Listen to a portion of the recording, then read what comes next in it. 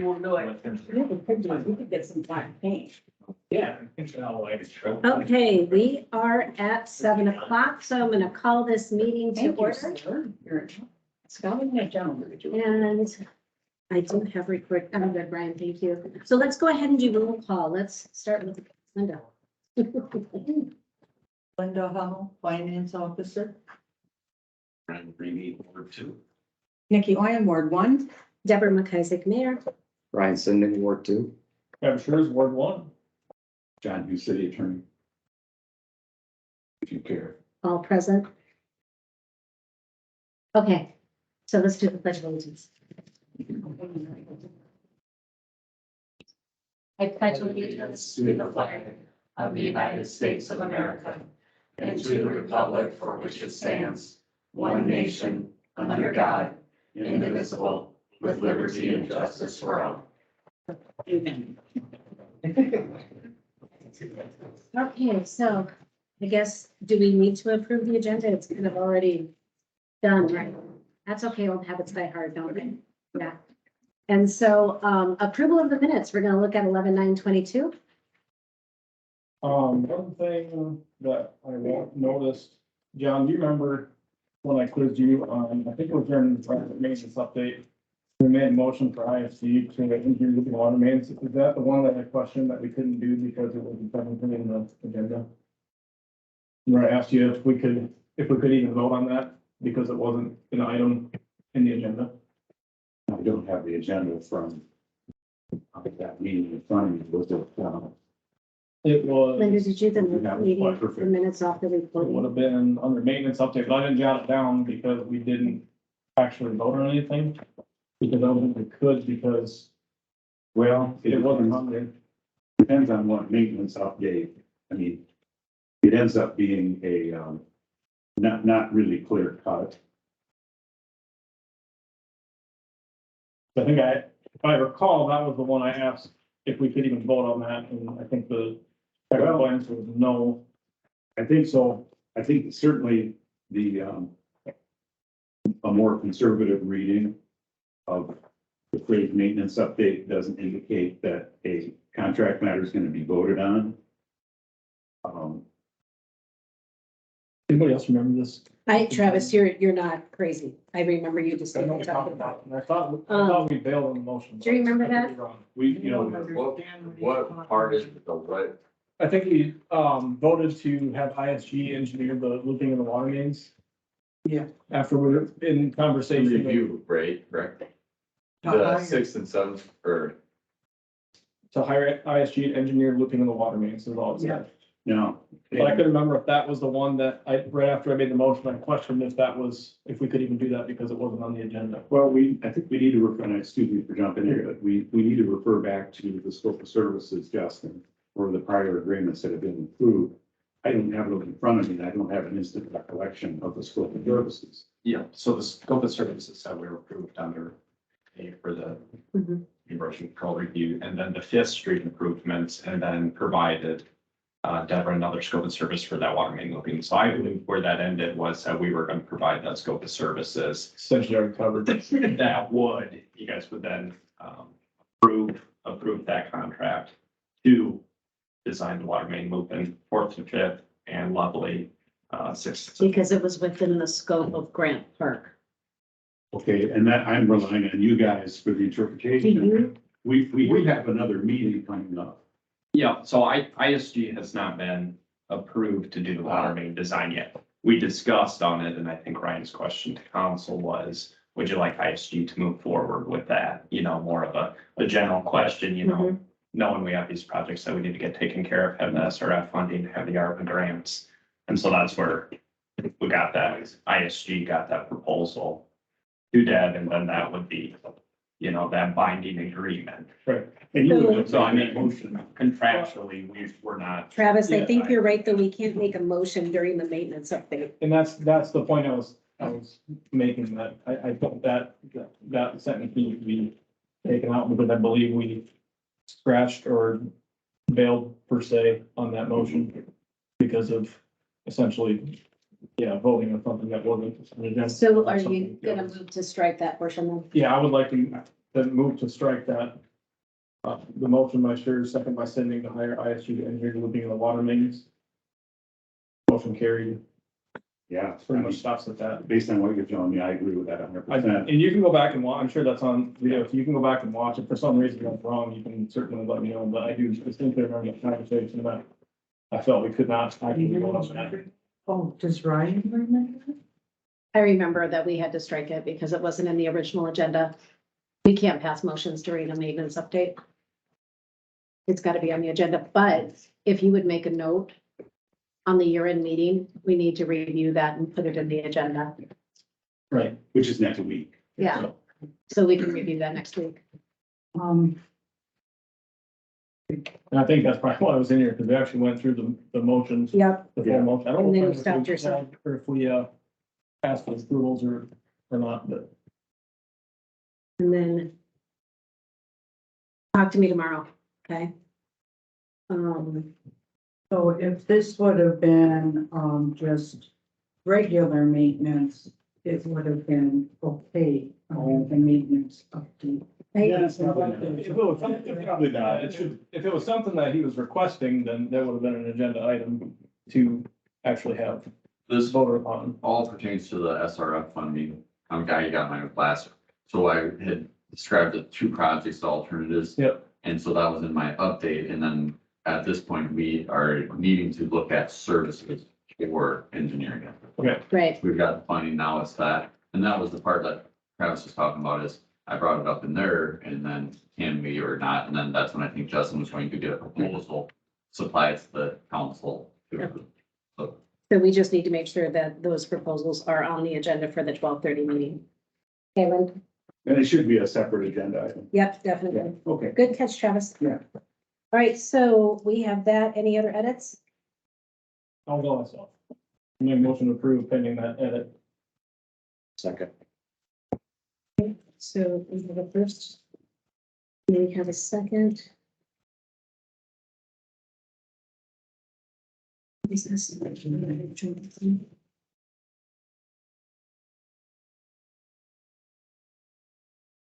Okay, all those in favor? Any opposed? Motion passes. Okay, so upon that edit, Linda, we're good to go. Okey dokey. So then we have the 11/19/22 meeting and reviewing of those minutes. Correct to them, they look accurate to me. Make a Yay, motion to approve. perfect. So Travis is making the motion to approve. Second. Okay. Nikki's gonna do a second. All those in favor say aye. Any opposed? All right, we're good to go there. Now we have claims payable. Any questions?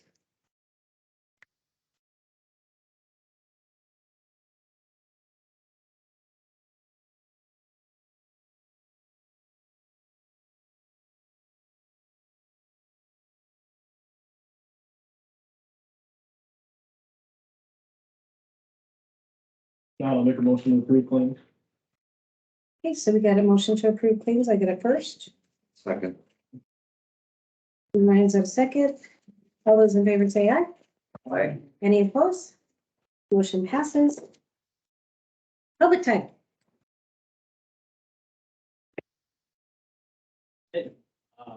John Newhart, with 529 Peyton Street, in the new development. Sure. Just curious where we're at as far as, I know there's a lot of legal stuff going on, but, we're moving in the right direction for like getting to be where we can approve that development. I know there's a lot of, I don't know, confusion with, like the people who live out there. We've been talking and stuff, so we're just trying to get an idea of what's going on and is it starting to get resolved or is this gonna get drawn out?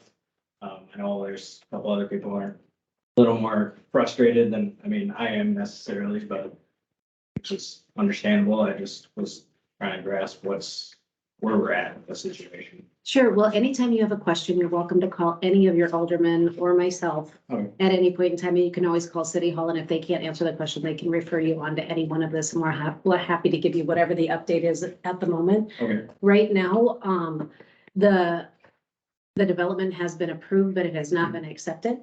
And so we're trying to work on that and it's in process. I am not sure of what the timeline is. Once I have a timeline, we're happy to communicate that to you. Okay. But that's about where we're at right now.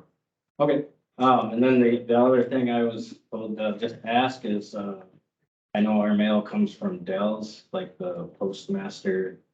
There's with the post, so we are getting our mail out there. You're not getting your mail? But we have to come to the post or the post office to get it, but they have the boxes out there, but.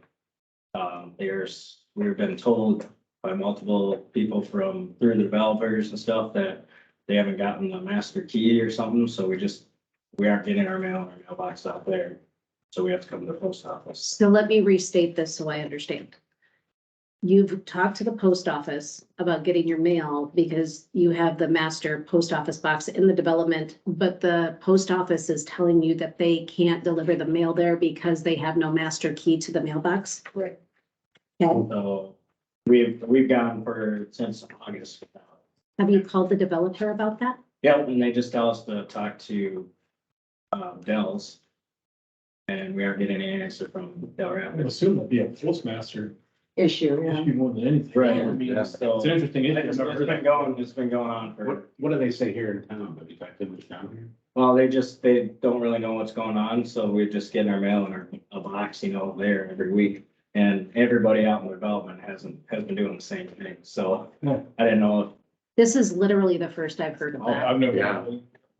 So thank you. Oh. Thank you for letting us know because we can't do anything unless we The know. postmaster over here, she's new, Right, yeah. but she came from Del Rapids. Okay, yeah, we just, like I said, we don't have any keys to those boxes out there, none of us out there, so we have to come in town. But the boxes are installed in there. Oh, yeah. Just kind of confused. Yeah, It's Not even sure how the process works, yeah, because they're right on Elizabeth, right? Well, there's some Yeah. up there in the. Nurse on 7th. Okay. Sets of- Ryan, do you have any body of knowledge with that kind of? I know Okay. that's where all the developers, even in Sioux Falls, they go to those centralized locations. Sure. I don't know.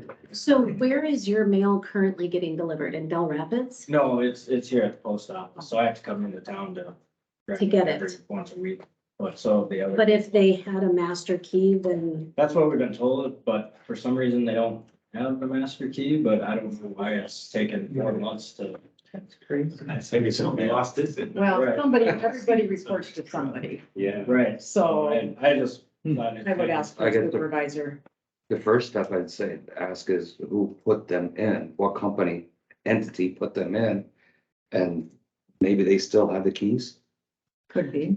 Yeah. you know, I That's a guess with question. that kind of a question, I would definitely call the developer. I think the main contact is Mike Wendland, and I would call him and ask him, what does he suggest the process should be?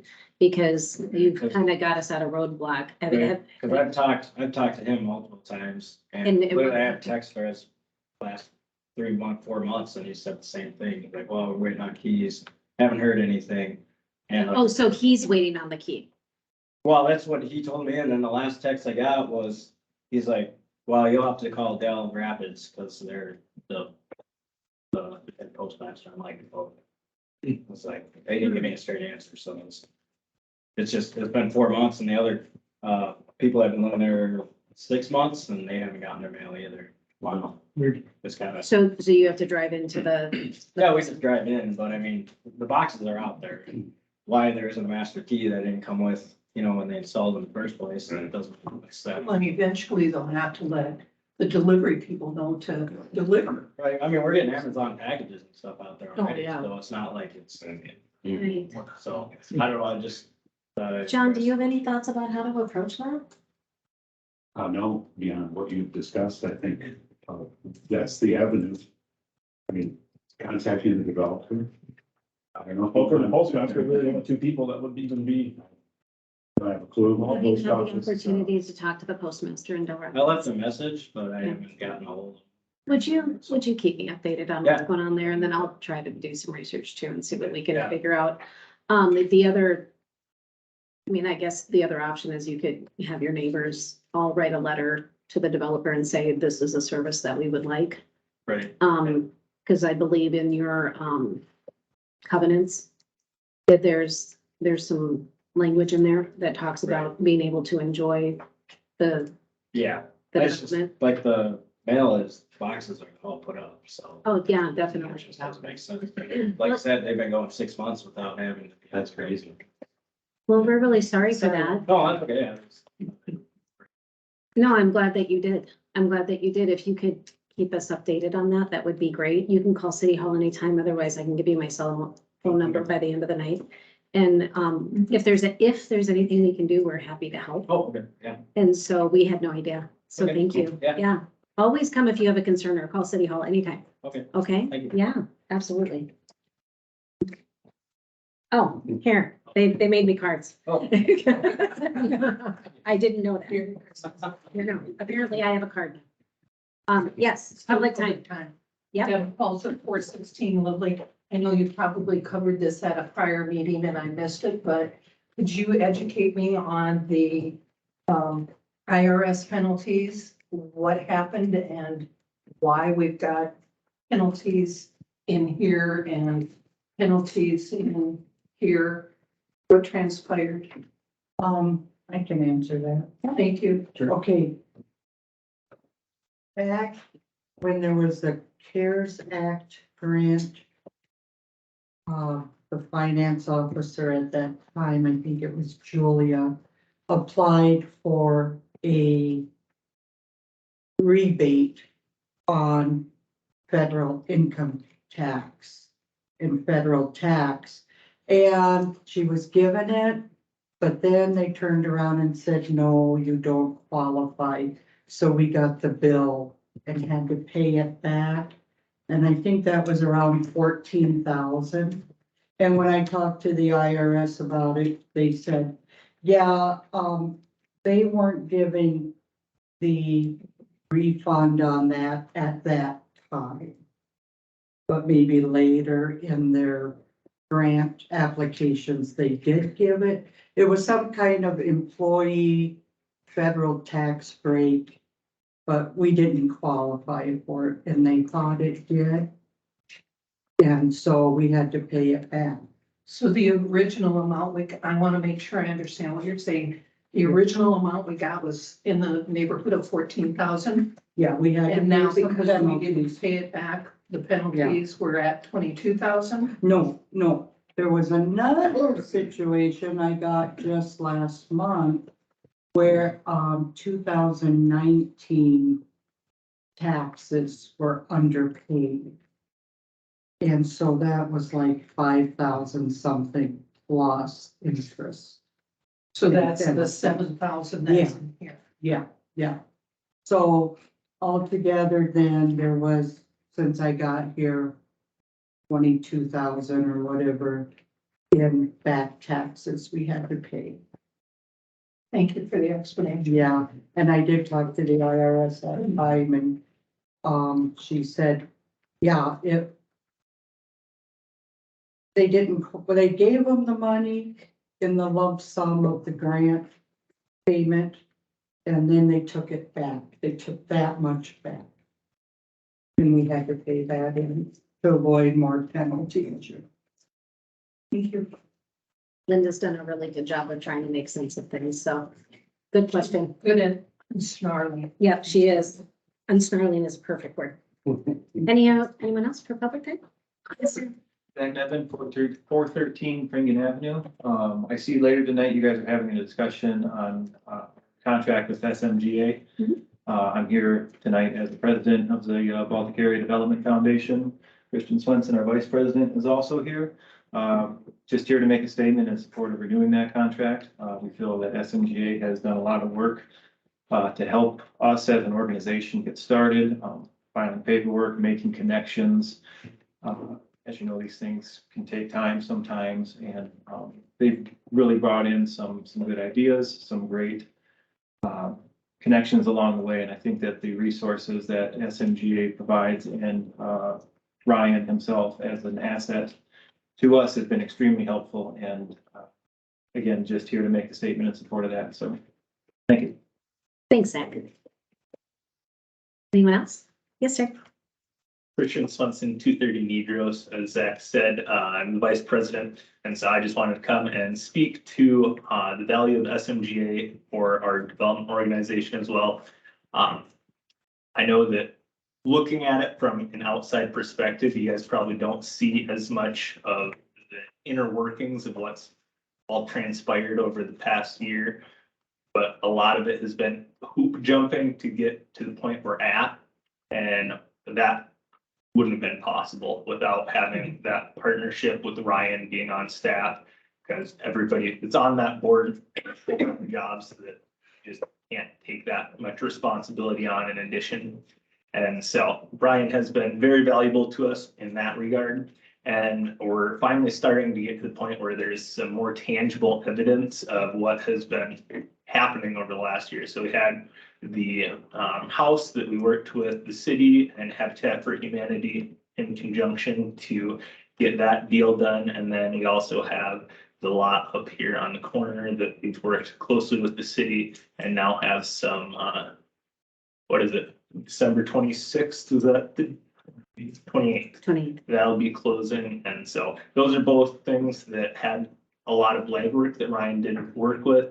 There were a few other things that he did that just didn't end up panning out. And so it's kind of unfortunate, but it was some of the learning curve throughout it too. And so that's why I would really urge council to consider continuing that contract because we've already done a lot of the tough parts to where now we're finally starting to gain a little traction, and having him as a hired staff member will help in any further projects to be able to go through those significantly quicker than relying on volunteer board members to be the ones filling out all the forms and meeting with people. And as Zach mentioned, they also have a ridiculous number of connections that we just don't have.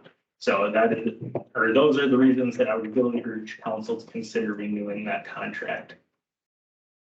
Thank you, Christian.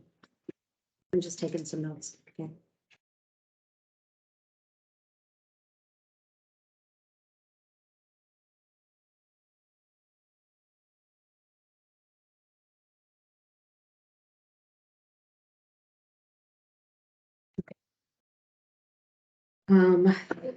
Anyone else for public time? Old business.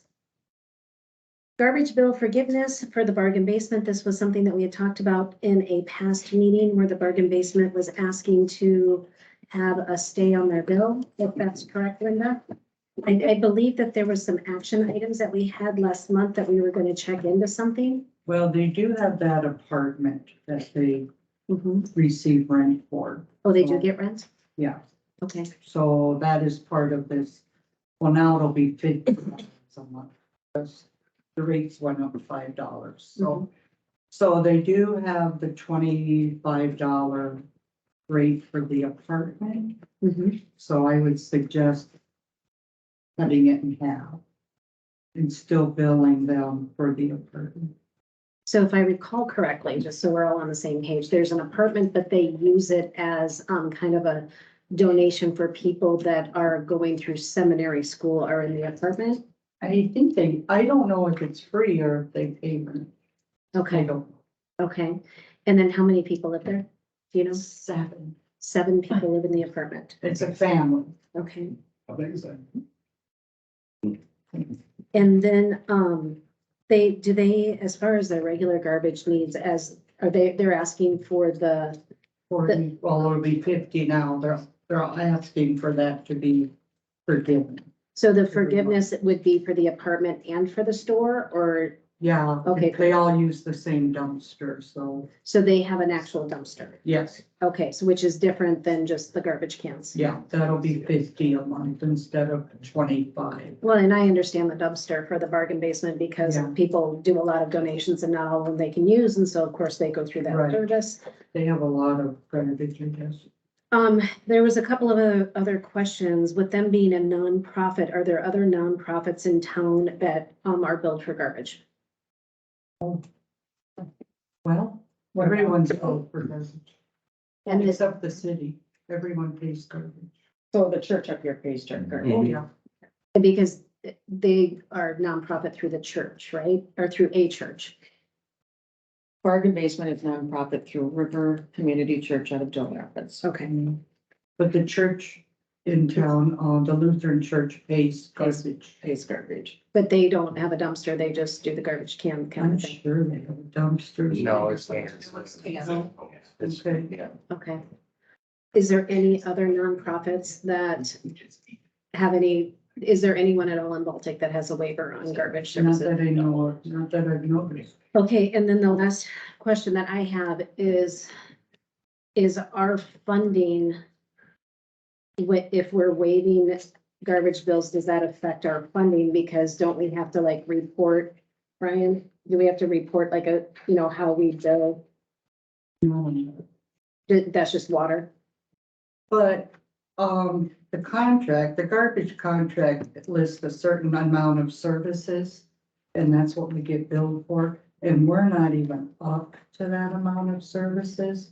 So it's a losing proposition to begin with, and every year it goes up, Right, the number of services. So like right now, I can't remember how many services it is, but we're 20 below that or so, okay.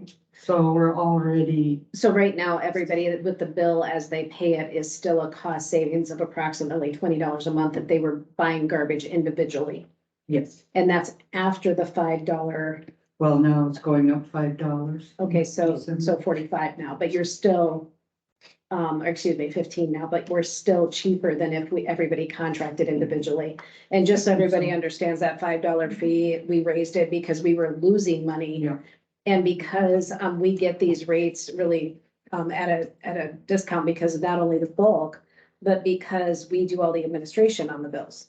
So we do the mailers, we do all the processing, we do all the figuring. So with that, we needed to offset our administration costs to be able to manage the utilities that we have, just so everybody's all clear about why that happens. Because people were asking me, why do you need to make money on garbage? I'd like to pay for the, We're not really making, I mean, yeah, it's- every year it's gonna go up $4,000. Mhm. So by the end of the contract, we'll probably be even again, right. so.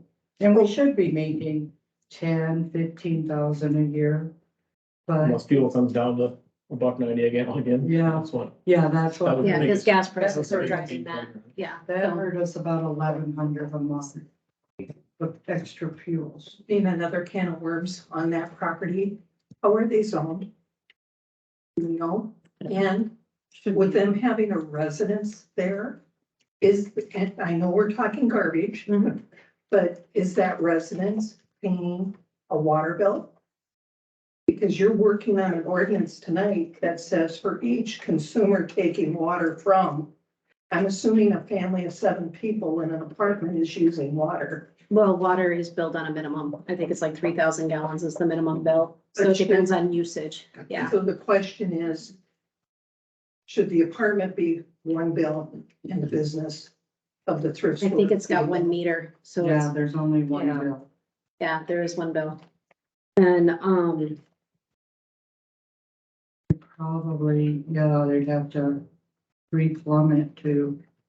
But is that because we didn't put an additional meter in when they put in an additional residence up there? Well, they should have probably contacted the city when they did that construction up there. is there a building permit? Okay, Okay. we have some homework to do Like on I this. said, can of worms.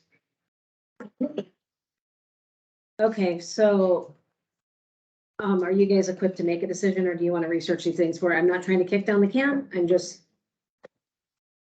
doing my due diligence on the project. Is there a number of hours you think that Sally puts in for work for the city between like skate rentals and other odds and ends that she does that for volunteer purposes? I know she's probably not now that she comes down to the office. I know she used to, but I'm just curious if she does anything. I know she does stuff for the city as a She whole, doesn't but do anything now, does she?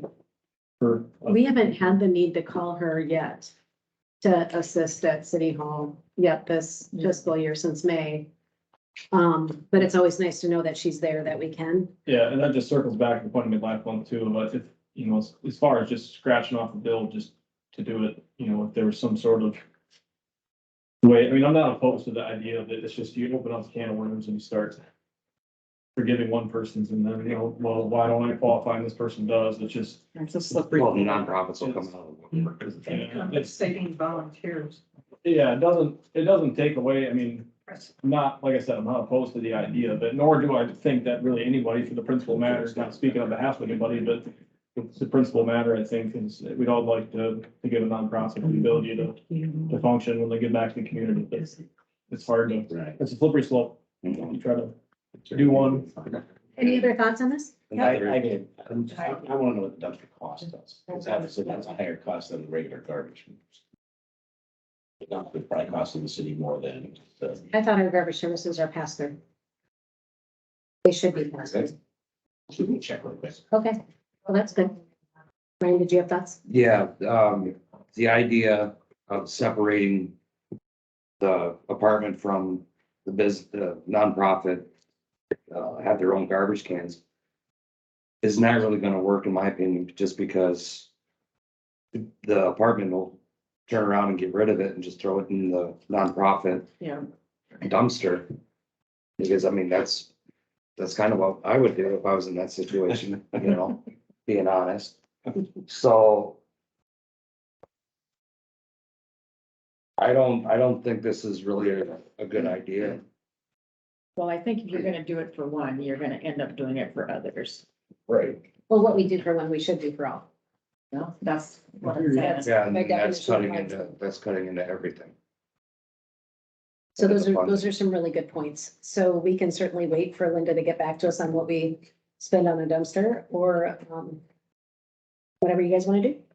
Well, I think they have a dumpster because they need a dumpster. You don't Yeah. ask for one unless you Right, absolutely need that. right. Which is completely understandable because of their building. Can I just throw this out there? A lot of people use their donation bin as their dumpster. I know. So it is kind of a communal dumpster. Since we're all being honest here. Well, I can think with that. Drop a pin on that.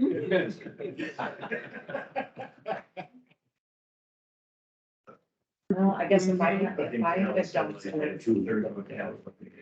and people were doing that, it'd be locked after business. Oh, there's, the construction dumpsters that are around town, people come Oh, in. people. There's medical stuff Yeah. that shows up in those dumpsters too. So, I do too, but I call them first. Sure. Okay. do we want to wait on that answer? You know, I I don't. don't think it matters. Okay, do you guys want to have any more discussion or do you want to make a motion?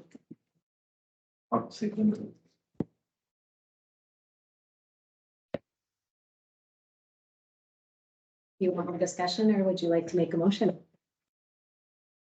That's true. I think unless we're prepared to do it for all, we should do it. It's gonna be left. Yeah. I'll make the motion Okay. What is your motion? to deny Denied. Yeah. bargain basement, forgiveness on garbage. Linda, did you have any information? It should be right here in the contract.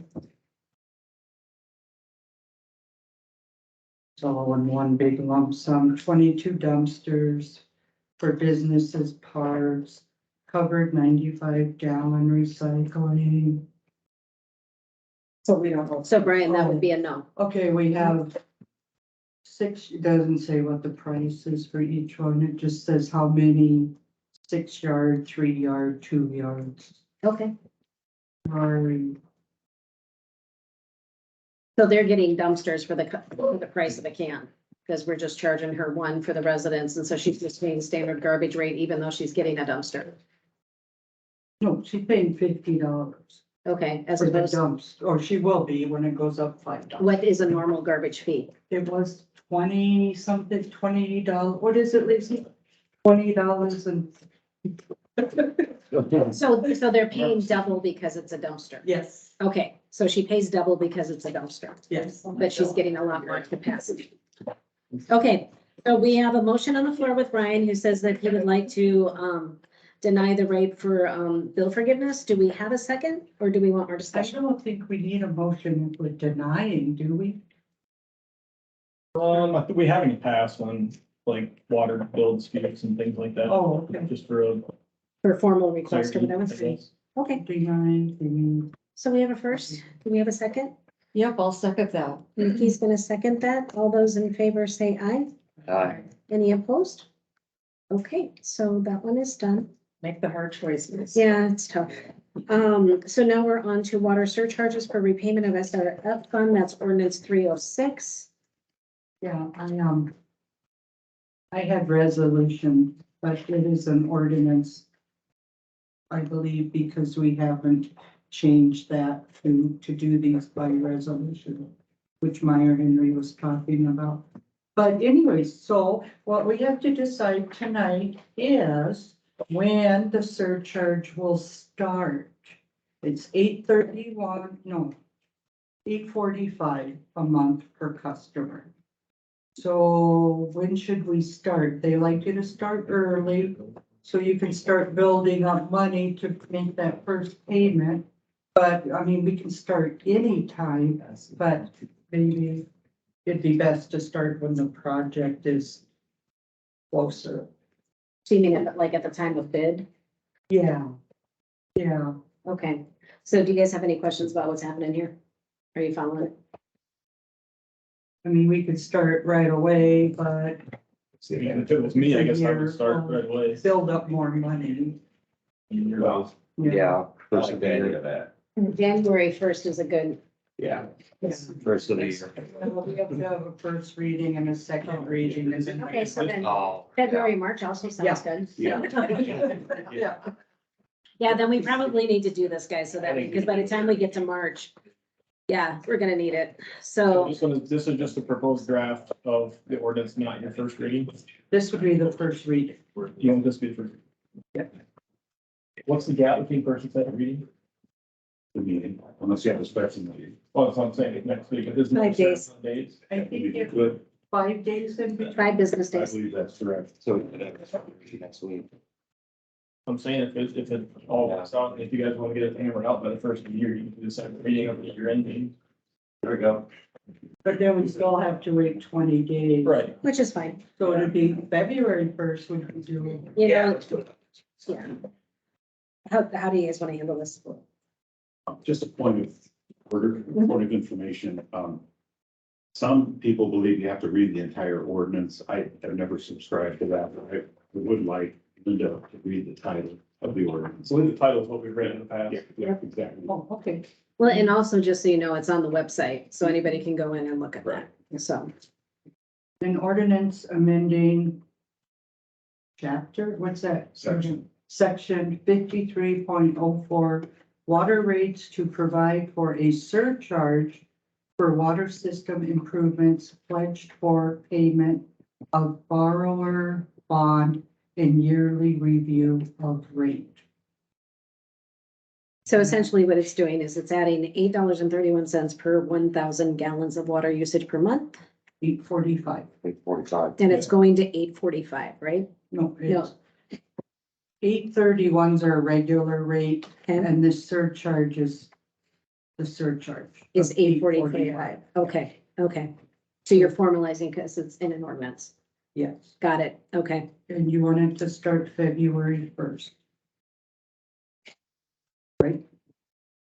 Yeah, if we can Yeah. pull that off, Okay. all right. So now it's been read, do we have a motion? I don't think you need a motion No, on me first too. reading, only on second reading. Oh, okay, cool, first reading, check. Guess I just want motions all over the place, don't I? Okay, so now we're at 307, there's an ordinance 307. Yep. And this is the sewer surcharges for repaying the SRF funding. So Linda, do you want to read it or would you like me to? Again, this is on the website. Ordinance amending section 5206 sewer user charge to provide for a surcharge for sewer system improvements pledged for payment of borrower bond and yearly review of rate. And that charge is going to be $8.15 per month per customer. And then assuming we do the start on February 1st. Yeah. Jump on to. You want to go together?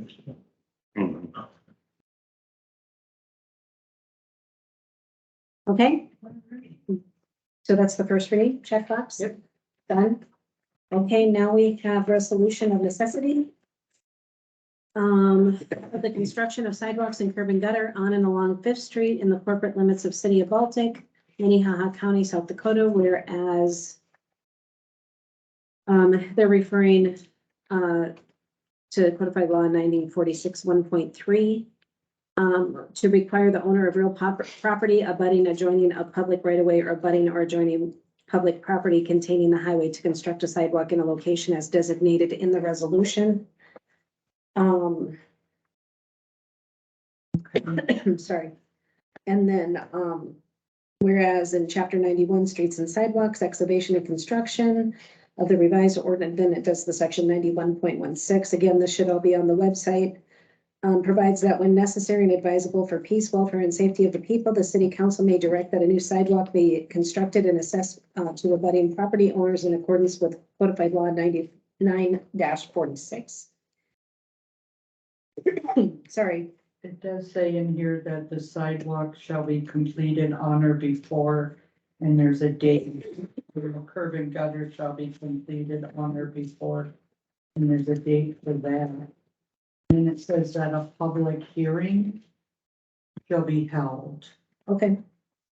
So we'd have to plan that for maybe, January maybe, but, we have to set a deadline.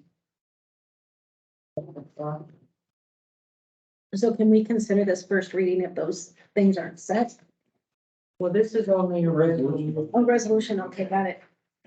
Give us some water. I just drank some. So I'll do anything. Yeah, this is, just a resolution. We can postpone it until we know what date it should be completed. You know, because Fifth Street has a lot of moving parts. I guess there's some thoughts there. It may not be practical to do this now. Well, I don't think you can put the dates on it because there's a lot of things to be done on Fifth Street. That's what I mean. There's a lot of moving parts. Can I ask a question? Sure. How we ended up on the size on that? If I read correctly, that's 10 foot wide and 6 inches deep. For concrete, that seems significant. Do you have any other things? I think that's just math. Yes, we'll kind of meeting the requirements of the bike path, right, or I think. Sidewalk shall be constructed at a minimum width of 10 foot with a minimum depth of 6 inches and conform with the current PRO, WAG and ADA requirements. Those are just in specs. So typically your shared use path is gonna be a 10-foot minimum to get both users through this and call it bike trail. I believe that trail through Grand Park, it's 10-foot, might be 8. And then the 6-foot PCC, there can be an HMA alternative that we could review. But that is based off of the type of equipment that will be used to plow those. That way you can take a truck down and plow it if you want to. I'm just asking if that's gonna be standard for, I don't land on the other side of the street and I sure don't wanna have to pay 400 feet of 10-inch deep, 10-foot wide concrete and that comes around. Valid point. And there's some of those alternatives we can look and, have those two design criteria, either the HMA or PCC. As you'll see with material prices, one's more competitive than the other and to make it most cost effective. We're gonna match the bike path. That's asphalt, right? That's not concrete. That is asphalt through the development. So are we able to? Take a You look wanna go asphalt or concrete to match? I prefer concrete because I think it's gonna last a little longer than the HMA. More susceptible to cracking. Two types of concrete, right? Wet and Right. cracked. It's 3 guarantees in concrete. Turns white, gets hard, and it cracks. Yeah, right. Well, also depends on what you're plowing, like how they're gonna, pay it too. Yeah, agreed. This one runs from where to where right now? For the resolution, it would be on that south side of Grand Park. Connecting 10-foot bike path along the southwest portion, extending north along Fifth, the northern property boundary of the development. So essentially to the bottom of the hill. Probably at least. With this. There's a lot of information here, I think, to try and really make a decision on here, and I get completely honest, I mean, that's a lot of moving parts here that I just think would be completely irresponsible to make a decision. You know, Travis, then make a motion to, I mean, you can make a motion to table it so you can just have some chance to review this a little bit more. Sure. So then is this something we're gonna apply for a TAP grant for, or is it not? Enough for a TAP grant, or how would that work? I think that leads into a bigger discussion on where we want to focus that application for that TAP grant. Okay, but it's somewhere else that's gonna be more. So I think that's something. That's that wonderful comprehensive plan that, you know, we have in process, so that would be a P and Z question. Can start. But that's a really good question, Linda. Start pulling together some information on that, looked at those TAP grants that we previously submitted Right. and see if we want to revise those, if those are still areas of interest or how big a picture plays into this. Okay. That's good. So I can start pulling together some information on this. And there's copies of this, right? Okay. So, what would you guys like to do? I'll make a motion to table it. Okay. I second it. Well, you all have homework now. Okay, So we're thinking about the options that are listed on page 3 at the top with respect to the city's role in financial participation, or if it's a budding landowner assessment. So that's just so you know. And if I read that correctly, that on that portion of this, that pretty much leaves the door open as far as how we want to go about funding this. Yeah, the effort here was to draft a totally balanced resolution that would allow you all to, hear from the public and make a decision about what you want to do. Right. It's forced with no dollars on any owner or city or any taxpayer. It doesn't have to. Right. But it's set up so it's an either or, but there's also a option in the resolution. to have a cost sharing as well. Right. So it's, everything's, all the issues are open. Okay. so basically, John, if I'm understanding what you're saying, is you and Justin crafted a construct that allows us to have the discussion and you have choices about how we want to proceed. So this isn't locking us into anything. Exactly, Deborah. It's designed to promote discussion and also, but I would say that the ultimate objective is one that has been reinforced to me, including from members of the council and comments from the public, that establishing sidewalks here is an essential public safety need for the kids that go to school. And so that is really the basis behind this is entirely a public safety issue. And I've had several of you that have said we need to be proactive on this because of all the things that we need to have. We need to have a sidewalk there for the kids because that's been a 20-year-old issue. Here, longer than that. Longer than that. Yeah. So if they did vote on this, what does that do, John? They have to fill in dates today? Or is it just a matter of, Well, sorry. Well, No, we haven't. no, it's tables. The good news is that discussion's gonna follow from this. And I noticed we have Barry Sackett and Andy Grocott here from representing your developers. So hopefully this will be something, at least one issue that we can move forward in a positive way. I would like to address the council if that's appropriate at this time. regarding this? Yes, I mean, not specifically, more generally, John invited us to come tonight. And we appreciate that. We also appreciate the balanced opportunities of this proposal. Our client would like to have a universal proposal so we can move forward for the residents that are in the development and for the good of the city. And that's my job. It's always been my job to be here to negotiate and figure out a solution for everybody to move forward with the school and the city. And so I appreciate John inviting us. I appreciate, the balanced approach that he drafted this resolution. Thank you, Barry, and I appreciate just lawyer to lawyer here, lawyers, if you and your client could review the draft development agreement that was sent over a while back, I think that We have to. okay, and a response would be wonderful, just the We're point. working on this response. Excellent, okay, perfect. Okay, so There's a motion and a second. there's a motion and a second to table. Do we have to vote on the table? Or is it just table? Okay. So. Yeah. Got a motion and a second to table, and all those in favor say aye. Aye. Any opposed? Okay, then it's tabled. Who was the first and second? I'm sorry, Travis was the Me first. and, Brian, Brian, yeah. Thank you. Okay, so categorical exclusion determination for the proposed project in Baltic, South Dakota, environmental study for the SRF funding. This was, practically the last step for, to go ahead and close on the loan. And, can't remember his name right now. But anyways, he sent me this, we had talked on the phone. And, it just says there was no mitigative action. They did the Historical Society, Department of Game, Fish and Parks, Department of the Interior.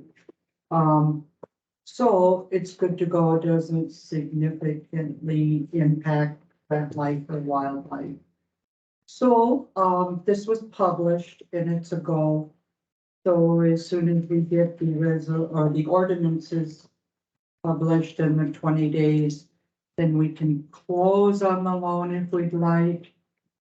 And Ryan was right. I hate to say that.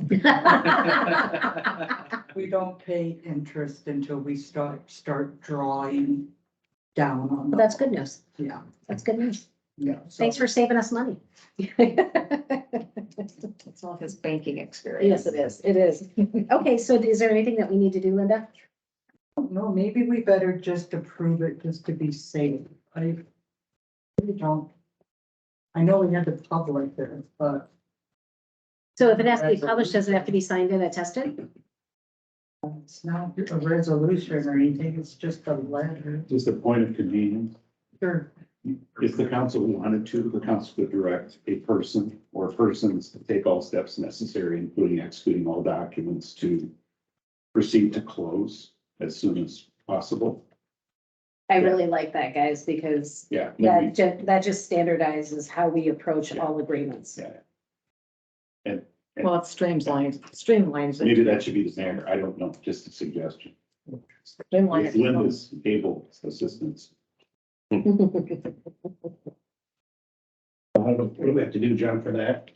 Just make a motion, Brian, to authorize Deborah McIsaac as mayor to proceed with taking all steps and signing all documents necessary in conjunction with Linda to expedite the closing of the loan. Can I say what he just said then? Yeah. And We'll get it. non-lawyer speak? We'll get it. So with the standing motion that John quoted and Brian supports, we have a first and we have a second. Okay, Nikki, you got the second. That's exactly All what I those, said, John. isn't it great that we record these things so we can always, it's gonna be the motion of what John said, right? Yeah. And so, all those in favor say aye. Aye. Any opposed? Okay, motion passes. Linda will get the exact verbiage to you, okay? That would be at 1 hour and 15 minutes. I'll make the mark. And then, on to 2023 Humane Society contract. I looked it over and I didn't see anything strange or anything different. It did go up 8%, I believe, but it's still a good deal. Good 6%. 1353.62 is the contract. And then they do charge for extra services, you know, like, that doesn't include everything. If they come out and board a dog or whatever. There's line item charges. And there's mileage charges and stuff, but nothing surprising. With the German Shepherd incident, is that by the dog or by the officer? I know, right?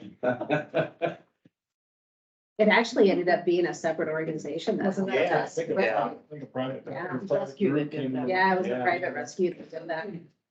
Yeah. That was an interesting deal. The Humane Society did come out and do some traps, but then, it got escalated to because the dog was too smart. So he wasn't falling for that banana in the tailpipe trick. So, They eat pretty good, I think. yeah, I think he had like 10 different families feeding him too. Okay, so we have the contract on the table. Would you guys like to discuss it further or have any other questions, or would you like to make a motion? Make a motion to approve the Humane Society contract.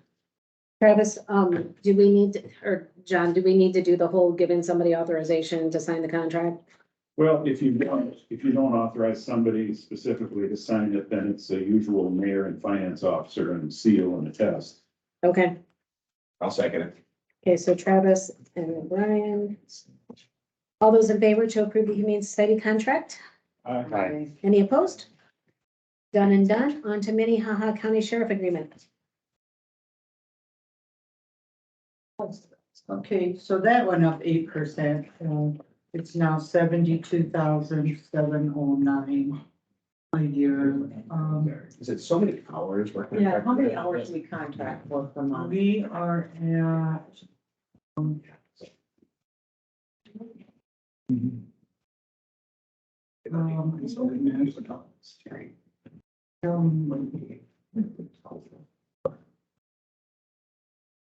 Because I thought we had the option to raise the amount of hours if we needed more. I don't know if you can necessarily raise them. I think you can call them and adjust what hours are here if you're having problems. I guess I don't know that you can. You can pay more if you Right, want. well, yeah. If you want more hours, they'll charge Yeah. $10 Yeah. a contract. Okay. It has to be at the bottom. How do we know? Oh, they send us Okay. So they sent us a lot of their presence here, but so far they have declined our request for information regarding speeding tickets and other violations within our community. I don't know how formal those requests are. I talked to someone just, last week and asked them to come to a meeting. He was gonna, stop in and, I'll go get the When I flaws. first started, we used to. He was gonna stop in and say hi or tell someone else to stop in during the meeting. Okay. Cause they said we'd really like that. Yeah. But, well, you know, they always work a couple hours over the contract, but I can't remember what it is right now. You were requesting a ticket, were you? No. This is where they ticket these speeders that fly past my house.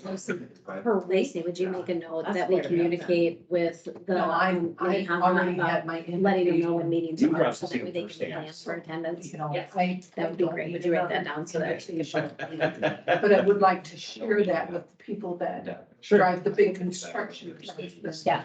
The And delivery they have, trucks. they have attended The before. farm trucks that Yeah, I had one. do not know what on me that I- 25 minutes smells like. Yeah. It It does seem commercial, doesn't Thank it? you. We get our fair share of residents and an occasional school bus. And then what did you find out? It's pretty wide. 2 a month. 35 hours a week under contract. Okay, 35 hours. That's quite a bit. That's pretty good, actually. Does that include school time?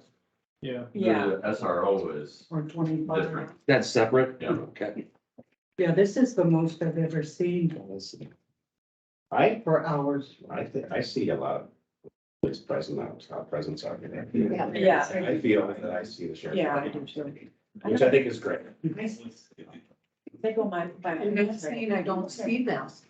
I'm saying I don't see them in action. Okay. Well, you know the trick when you typically don't speed through town when the sheriff's sitting on the main drag. Unfortunately, it kind of goes backwards like. Actually, Well, I don't know. you I've can seen hang some up my people living room. I have a pretty good view Yeah, of flashing lights up there. Yeah, well, yeah, you do too. Yeah. Yeah. They respond to McRibs. Is that right? Surefire way to get pulled over is having McRib. Oh my God, one of your stories. One of stories. Okay, back on track. Okay. Okay, so now we have the Minnehaha County Sheriff Agreement on the table. Any more discussion other than about McRibs? They are fantastic. Make a motion to approve the county sheriff. Travis moving us along with the first. Do I have a second? Second. Brian's the second. All those in favor say aye. Aye. Any opposed? Done and done. Engineer discussion remaining SRF water sewer project. Well, I thought we had already decided on the looping. So, my mistake. But I wondered if we were ready to appoint the other projects tonight, the engineer for the. Well, right now, pretty much the remaining SRF water sewer projects are all of them, All of them, yeah. all of them. So if I recall correctly, we have 6th to 7th. Yep, so we have. It's the 4th and 5th and 6th to 7th. And then on 2nd and there's the water main and sewer work up there, Yep, and then the new lift station. and the lift station. Okay, so we have basically three projects. Three projects. One Yep. is the looping, which is 6th to 7th and 4th to 5th. The second one is 2nd and Oak. And the third project is the lift station. Yep, and I would say, that's probably the most discussion on the water main looping, and I have a proposal which we can get on next week's agenda for approval consideration. Well, it's on the agenda. Can we do that now or not? Or is this just discussion? This is new This is business. just discussion. Do you have the proposal in everybody's packet? No. No. Let's so- put it on next yeah. week, that way Okay. council can have time to review it, but essentially I'll give you the lowdown on the proposal. It's for all the design and construction services for the water main looping. So Okay. topo, design, bid, construct. Got it. Everything for that, so it'll be all included in there. As well as working with Linda to make sure we get that SRF and ARPA grant funding. Yep. On that one. We started talking the lift station and that kind of spurred into a little bigger conversation on that. So I'll dive into that a little bit. Sat down Please. with Brian and we were talking wastewater. So as part of this, there was the plan for a new lift station. You know, our biggest thing was, well, let's actually think about where we want this new lift station. And that drove into looking at capacity of the existing treatment system. And the treatment system is operated as zero discharge. So let me back up. When he says treatment system, that means the The lagoons. lagoons and. The lagoons, just so everybody Yeah. knows what he's They're all talking on about. West Coast. So it's operated as a zero discharge, so what goes in evaporates or infiltrates. Mhm. There's no permit to discharge to the river. You wanted to do that, it's a process, so we analyzed it as a zero discharge system. Mhm. And right now, we are at capacity.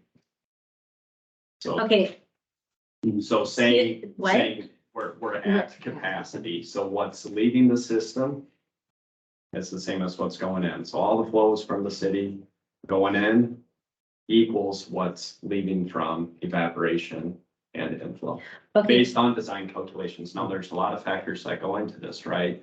So we've been super dry, and so that's probably where Ryan's seeing that, you know, we're not overflowing, right? We're not having these emergency discharges. Once you start running into that, Ryan gets some nice letters from the DNR, which won't be good.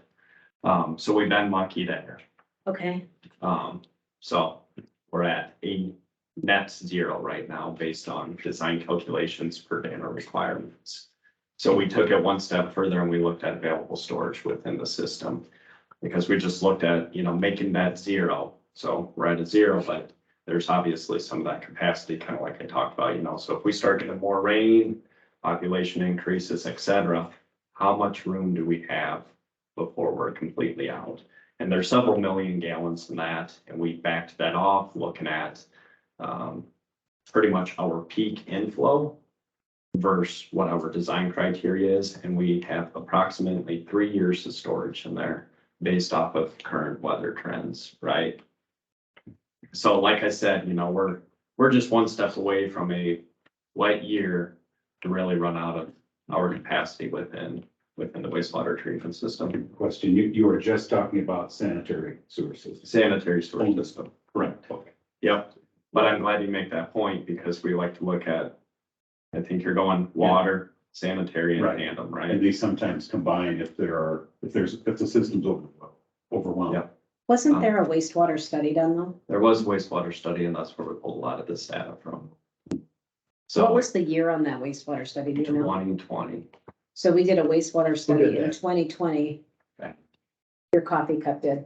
I was gonna say, that seems a lot better than the information. So what did that show you versus what you're saying right now? well, what it showed us there were some interesting aspects of it. One aspect was that they used a lower flow rate per capita per person. So it's gonna get a little engineering on you, but DANA requirements for their design criteria assume 75 gallons per person per day of wastewater allocation, right? Within the report, they used 50.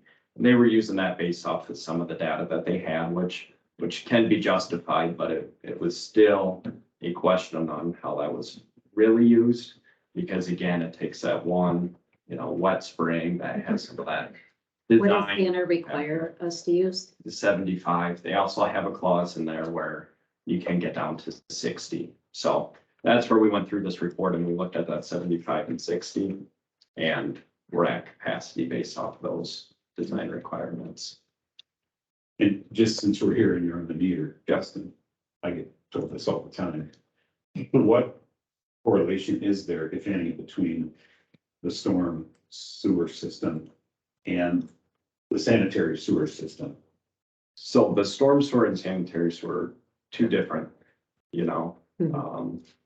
back in the day, they used to all go to one and then you were treating a lot of rainwater. But now they're separate systems. Ryan and I could go through, see if there's some I&I, but some of these projects will take care of that. I&I is just if you have old sewer pipes, you're getting some rainwater in there and it's going through your treatment system. Got it. Now, Okay. where does the stormwater currently flow from Grant Park and Phillips Crossing? The stormwater, Yes. right down through the school, through Murphy's Pond. The old trailer park. Yep. Underneath the old. And then Underneath the railroad and then out to Finds its way to the Big Sioux River? Yep. Okay. And so So- most of our stormwater makes its way to the river, right? Also stormwater. Existing, I believe. Okay. A great deal that goes down through. So long story short, even though we're showing at capacity at that net zero, we still do have some time as there is some of that storage bounce in there, but every drop we put in that isn't leaving, it's chewing that, so we're losing time. So when you said 3 years, basically before we have to do something, or we have to do something now, or? So that's where I was going. I would highly recommend we start looking at doing something now. Okay, And kind of the process for that, I think, we need to look at city growth projections, commercial, industrial, residential. so everything. here's my question then. When you put that 3 years in there, is that with us not taking on another single resident? Or, do you measure by house or by resident? It's by resident, so it's gallons per capita per day, so. So what number did you guys use for residents for your calculations? So we were going based off of population of 1246. 1246. Then we also assume some growth. So there's some nice charts in here too, where we can see how around that is. What's that? Yeah. I can make copies of this. I would like a copy. Yeah, we're definitely gonna wanna put that on the website. Now, when you use 1246, what was the basis of that number, Ryan? Just so I understand. Census population was. Okay. And if you email that to me, I'll provide copies to Barry and Andy too, so they don't have the information for. Okay, 2020. Get it off the website. Okay, sure. Thank you. Backstory is why I'm looking at this is one of the things that is a lagoon system is probably the cheapest way to treat wastewater. With the facilities plan that Banner supplied, they did not recommend another lagoon. They had different things. I'm looking at trying to save the city as much as possible for as long as possible with their projections, it was probably within the next 5 years, they wanted to put a mechanical treatment plant, which then would surcharge of probably at, just looking at like $20 to $25 instantly per user. And then on top of that, you're going to have probably like $2 to $3 in usage fees also on top. So what you're saying is that if we would choose to go with the mechanical plan, everybody's sewer bill would go up $30 just And off the top. Those are roofer another lagoon. that's kind of what we're looking at, yes. Yeah. I know one of, it's gonna be in this that you'll see, is one trying to put a 10-acre pond for that size on what land we own now, right across the road, or the driveway is what Joel Hazel, and there would be another 11, which would get us, if we could attain that, would get us Another 20 years. We're very, So very yeah, lucky I'm not that's, expecting how many people? I mean, yeah, Yeah, that, and so that's where we like, where I said, you know, that number one, I think target is going through and brainstorming this community, what do we think our growth projections are gonna be? Because that's gonna dictate a lot, you know, even if we're just talking, we looked at 1%, 2%, and 3%, you know, the difference between 1% and 3% may not sound like a lot, but when we're talking, you know, 1,200 people, that 3% growth does make a big difference. So we'll establish that growth criteria, which will then go into a 20-year design cycle, which will then go down to those needed acreages of ponds and get those implemented. what's interesting is that, Zach, and correct me if I'm wrong, when Ryan Solberg talks about Baltic and the growth rate, he usually uses 4%, doesn't he? Yeah. Yeah, just so you know, that's the number that he's been using. I don't know You where, know, and where that came from, but that is the number. he used. Again, that's based on the housing bust boom we've been having in the Sioux Falls area, so. Okay, there we go. That's helpful. That's why I wanted to ask you, because I Yeah, wasn't sure where that came we're, from. we're using, you know, the rocket ship of expansion of the Sioux Falls area currently, so that might be. well, we saw that in Hartford, you know, all those other small communities too, look at Harrisburg, you know, how much they will, you know, like they're a lot closer to Sioux Falls, and I understand that, but you know, some of that stuff we gotta keep in mind too, but we also don't wanna over design the system too, Right. so I'll throw that caveat in there as well, you know, Sure. I don't wanna propose this big expansive, you know, treatment plan and 20 years later, you know, it's like, well, that was some very poor planning. That never got What were we used. saying there? But, you know, I think Ryan has a bunch of good points too with the mechanical plan. Right now, there's no permit through the discharge, through the DANR. So if we would do a direct discharge through the Big Sioux, then Ryan has to worry about a permit compliance. And then that's where it gets to be, then we would probably have to hire another half a person to operate that, Sure. not a full-time person. Sure, sure. I mean, it's a huge, I'm just gonna go off of what I was in Dell's. That was like a $5 million project. Just the operating, I think they're putting $700,000 a year just to operate that. Oh, my God. They put a mechanical setup in your saying? What's that? Mechanical setup in your saying? Yeah, they have a mechanical, they got rid of their mechanical system. They're doing it as their backup. They don't want to do that. Gotcha. But it's very expensive. What would you project if you do expand lagoons to whatever our standard or whatever we need to be at? What would you expect for a surcharge or for a increase? You know, if you're saying $30 on a mechanical system, what would you translate that to if we did just look at the system? This is, Is there a rough number for that? Or I'd say for dirt work, you know, if you build, I mean, you could be upward $1 million, which is gonna be just what we're doing for, so it'd be like that $8. But that's probably just doing one cell, depending on how you face it.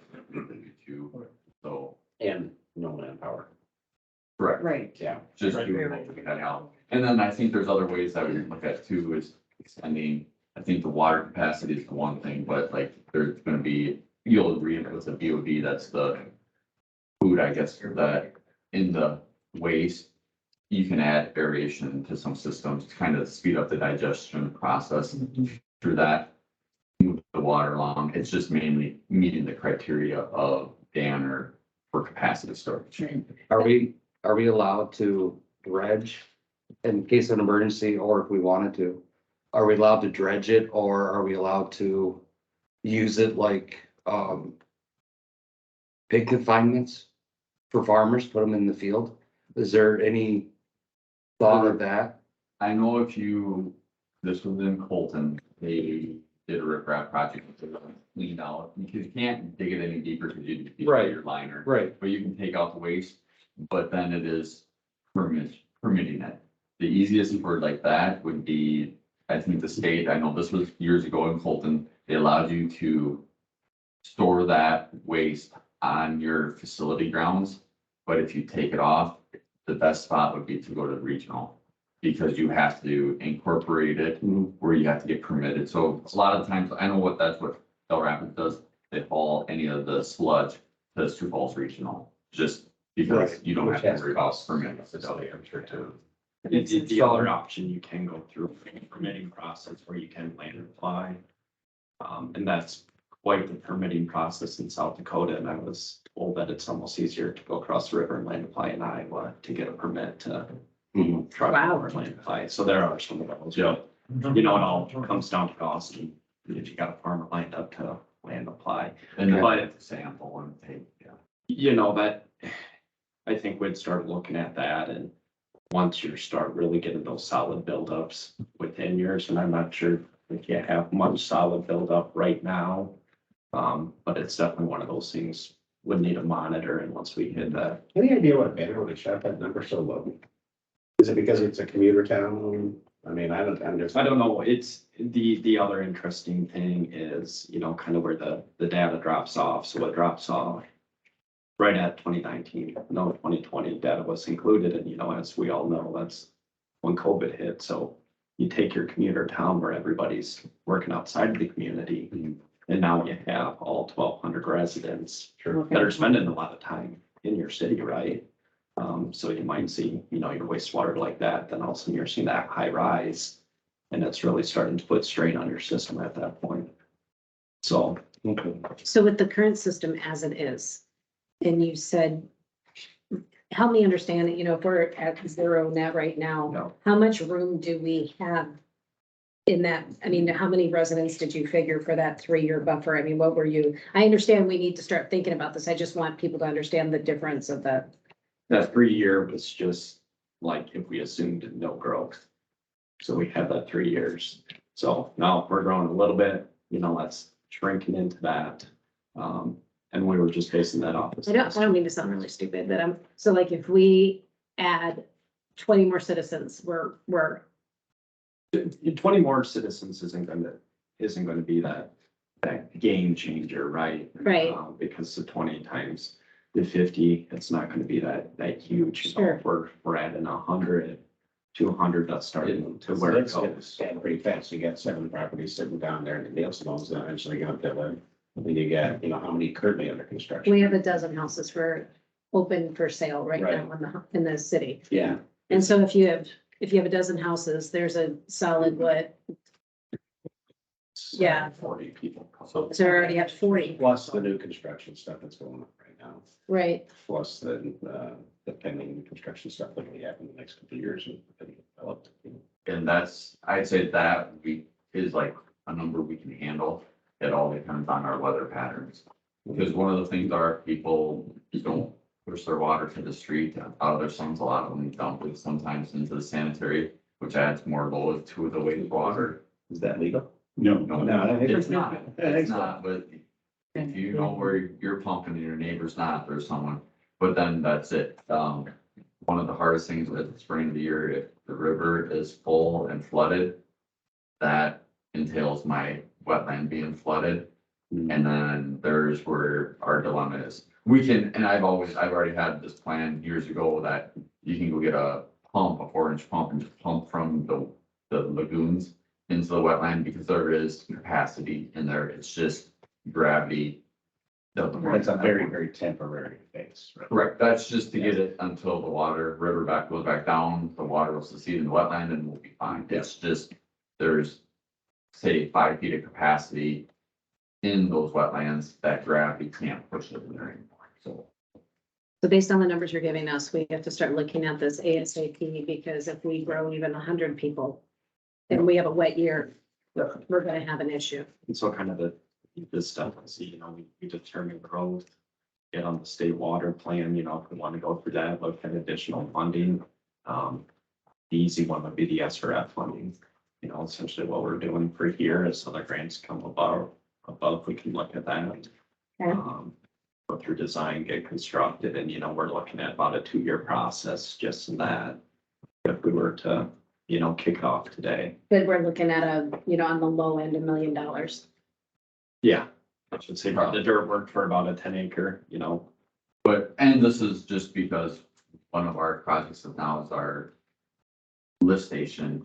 And this is just getting ahead of the ball because where it was proposed would not work where we put our pond in the future. So we're trying to get it so that when we put this new lift station in, it'll work even if we wouldn't add a pond. But it's with the future in mind, is what you're. Right. John, you've been doing this for a long time. How's that typically handled? When you've got these expansion expenses? Well, Ryan will remember that one summer when we had regular strategic planning, that, Ryan, you participated, and the numbers that were put on the board probably 3, 4, 5 years ago were horrendous. I mean, this has been the problem is there's no institutional memory here. You know, there's pieces of the institutional memory over these issues that are sort of out there. And I'm, you know, I think that, it's really risky to assume the minimalist approach to save costs, because there is no precedent in this area for population to decline. In fact, it's increased at surprising rates. And so we could find those.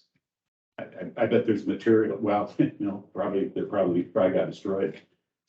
There was a lot of work that was done. My files are still here. Perfect, okay. Right, Well, as long as they're, yeah, I haven't went through them, but from those strategic plans, I still have files. right, and it's that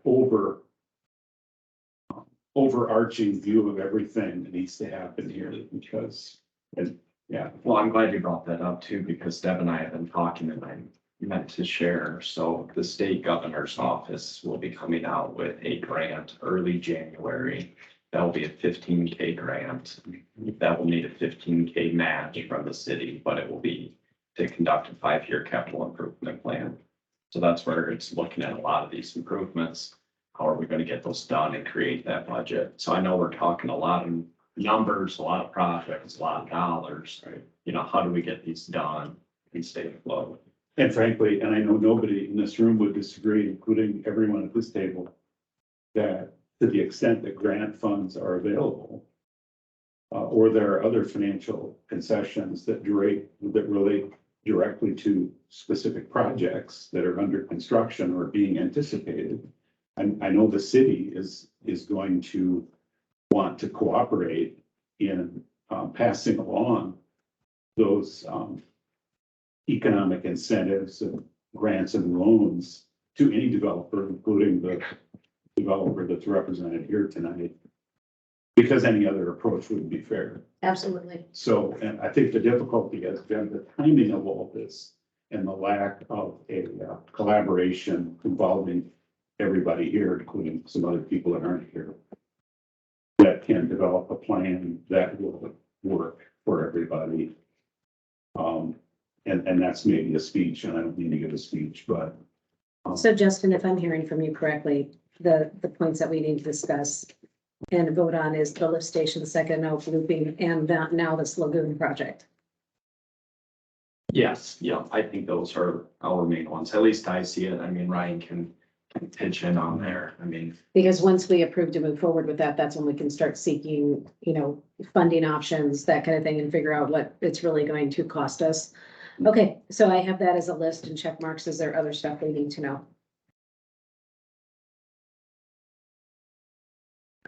That was a lot. I lost my voice, so I guess is there any questions from council? I know.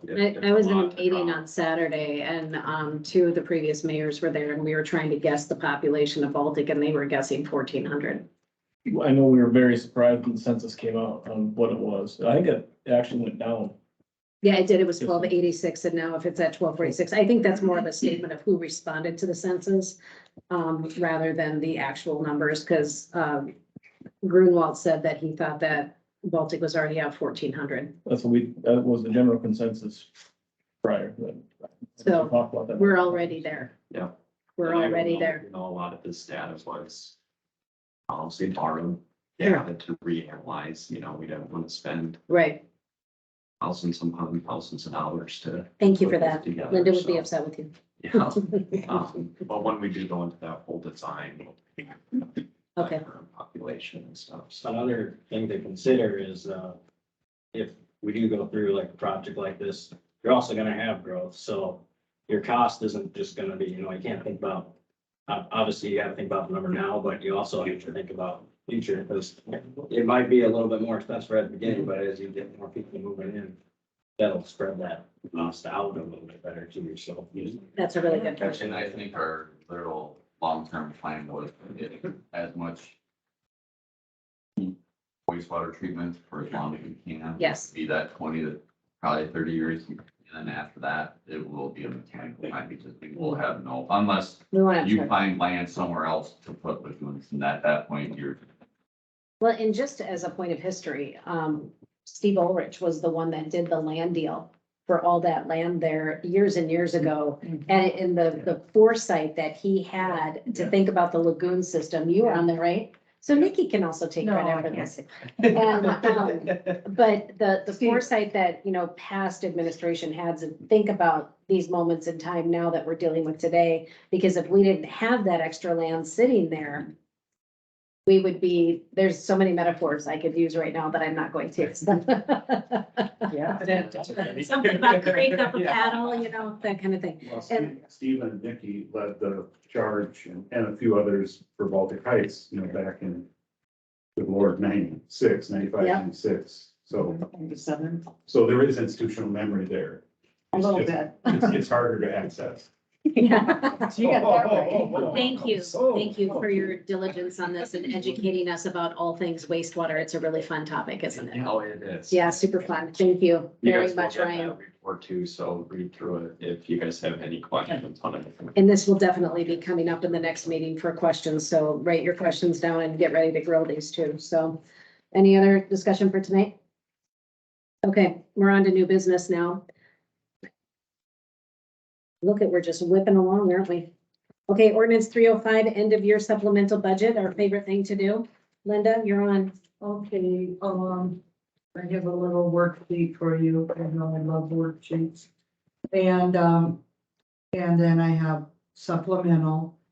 So that is city council, 35,000, streets, 23,000, sanitation, 12,000, West Nile, 2,100, parks, 10,000. Now, there's two figures in there from earlier this year that we've already done Right. a supplemental on. The city council, part of that increase was those IRS penalties. Then, erosion control, engineering fees. The American Legion, $3,000, that was unexpected, but,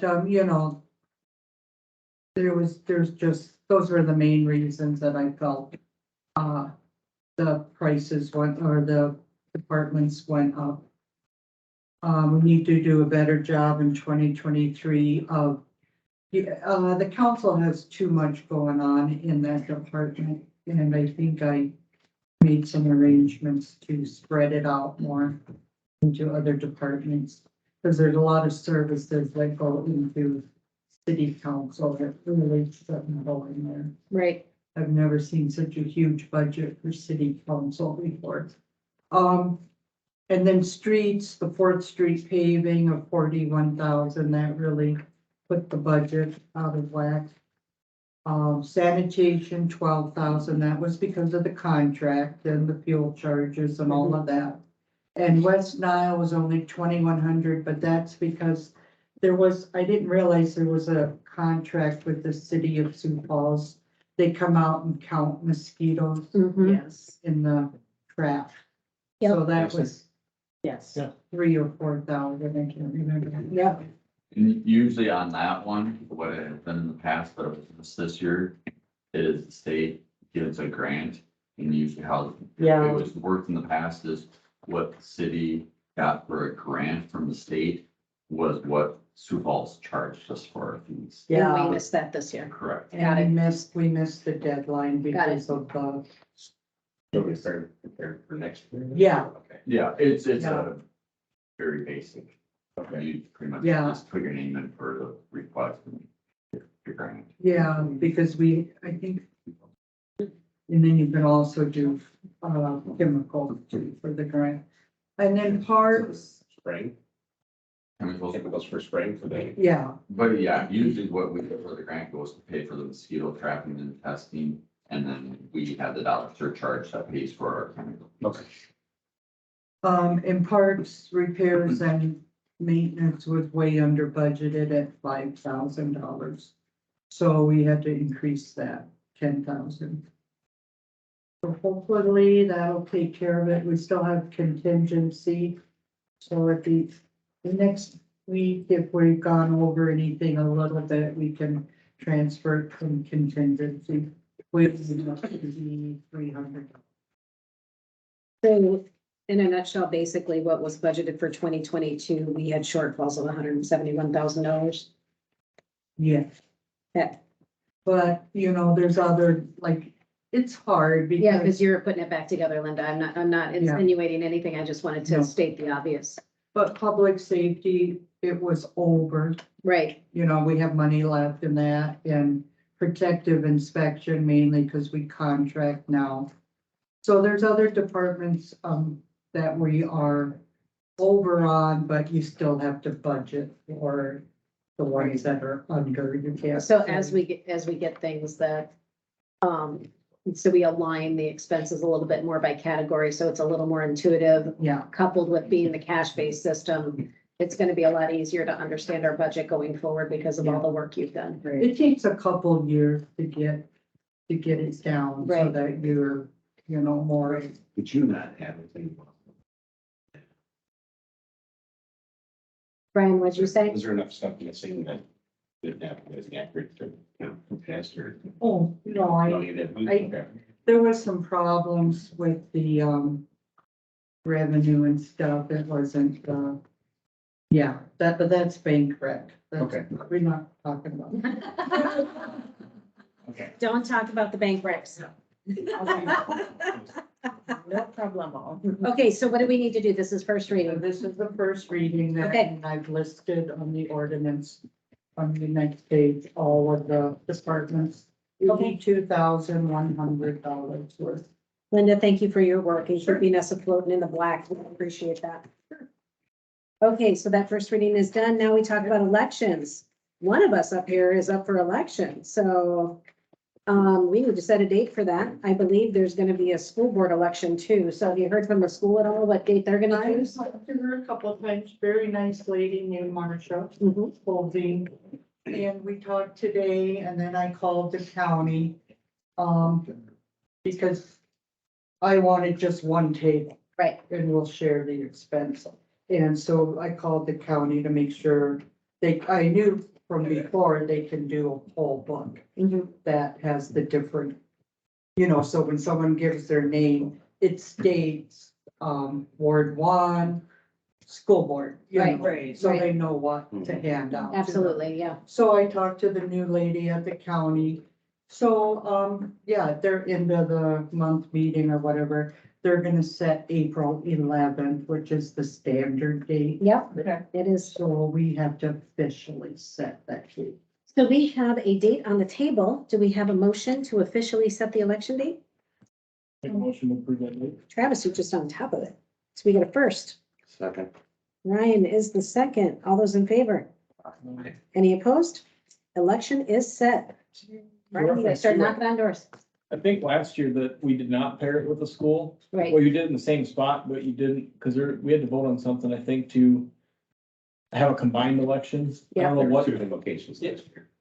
well, no, it was still the same location, even though it wasn't a combined election. I don't remember what the reason behind that. there was an agreement between the school and the city, and then you guys voted to not move forward with that agreement and to have completely separate elections. Right, but in the same location. Right, but in the same location. Remember, there was a It seemed odd to me to start with, but it made perfect sense when they're done explaining, but I can't remember what's. Just for reference. The Marcia, she had said that the city decided to separate them because they had so many positions open, That could be. you Yeah, know. so it was and it Ward 1 was- and Ward 2 and And Mason. then the city also had, I think, a A school bond. big, Oh, that's Yeah. what.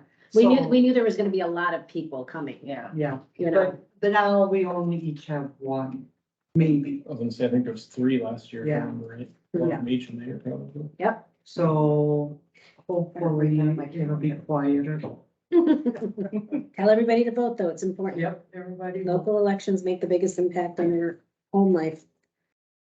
Okay, so election date is set, and then, end of your meeting, did we get that set, or what do we need to do? Tuesday. Tuesday, what is it? 6 o'clock. 6 o'clock. So that's the 27th. Yes, ma'am. John, are you good with that?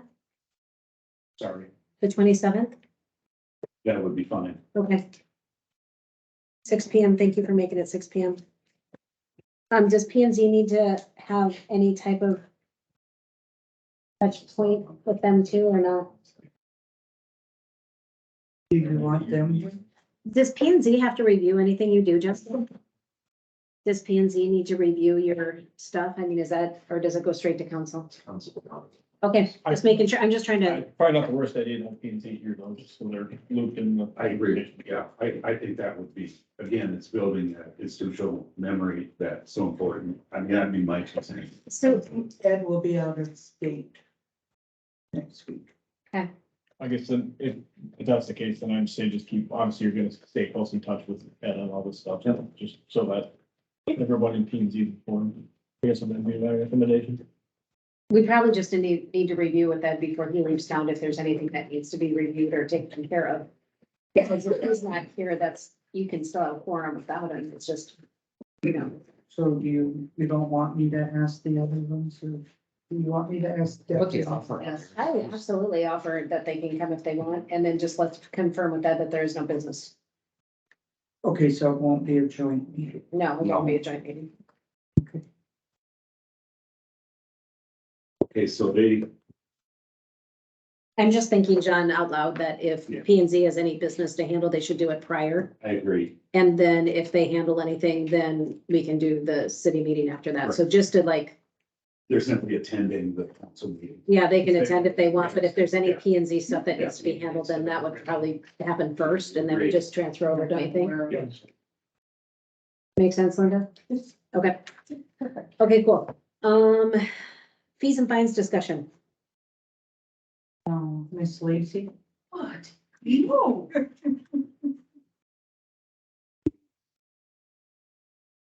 Lacy thought maybe we should renew this every year, so it's, more current, review and renew every Yes. year. It is Um, done. Looking, So you, looking at previous minutes, it looks like it's something that's done at the end of every year. Okay, Okay. yeah, and I didn't realize that. But, so maybe we can take some time, I did have a note on here that, to charge, I know other cities do this, to charge a research fee. In case we get, somebody that's, that wants a lot of information and it becomes a burden, Mhm. And so to have like a $30 per hour, minimum 1 hour fee, or, What kind of research? like if there was something that went around a couple of years ago and there was like this sunshine group or something, and they would come to finance offices and want all kinds of information on old ordinances or any, and it was a lot of copying and looking up things like that. Is there information in City Hall that isn't on the website that possibly could be requested for or publicly accessible? Because I guess it's my knowledge that most of what we have now is if we have it, it's publicly Yeah. accessible. Yeah, The Okay. past records are not. Well, if we have it, it's publicly accessible. It may not, like there's on the website, there's, you know, there's still some cleanup with links and things like that, but the information is still in City Hall and publicly accessible for people that want it. Is that what you're referring to? Prior to the transition to this city council, I made a request for information from our city hall. I was treated as a nuisance fee, when really what I wanted to know was where were they getting all the money they wanted to spend? Because they were not transparent in my perception. Sorry, Travis. Oh, I know I love you. Wasn't me. But, and I can tell you that even though I made that request many times in person via email, and I never really got what I was asking for. And that's when they were talking hundreds of thousands of dollars that they wanted to spend, and we were meeting down at the Legion, and I believe you, Miss McIsaac, were there, and I said, where's that money coming from? I think you were asking for baseline budgetary numbers about what funds they were tapping into and what loans we have and what, Because they wanted to take out additional loans, and they made on the public record a statement regarding how the books at Baltic always balance, this is paraphrasing, pardon me, because they were hiding their loans under a different classification. kinetic. Yeah, Yeah. and that just kind of set off alarm bells in my banker's brain. So I asked for information. I never got it, but I never got a bill from them. Okay, that was my question, whether or not you were billed. Oh, had I been billed, I'd have been sitting down here watching them. You know, it's just like if you get someone that has a grudge, you know, they can come into the office and ask for this and ask for that, and, you know, and it gets quite. So you can either go by well, yeah, I can get that for you, but it's so much per copy, or, And they actually charged by email too. I think there's an email charge in there. I think it's always been so much per copy. yeah, 75 cents. Mm-hmm. So, I don't know, that's just one thing I was thinking of, but I did notice on here, we had talked about snowbirds, and then I noticed on here, disconnection fees and reconnection fees for extended time, for any time more than 30 days, it's $200 plus any surcharge. So would Well, that we be for used to have, snowbirds? we used to have snowbirds. Yeah, but they got rid of it because I think that messed with our SRF It did. stuff. Yeah, And I don't remember the exact conversations on why those amounts were chosen, but I think it had to do with,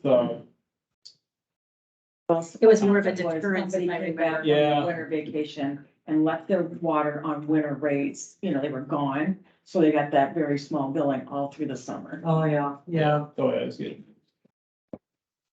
Yeah, because I saw that $200. So now nobody gets sick.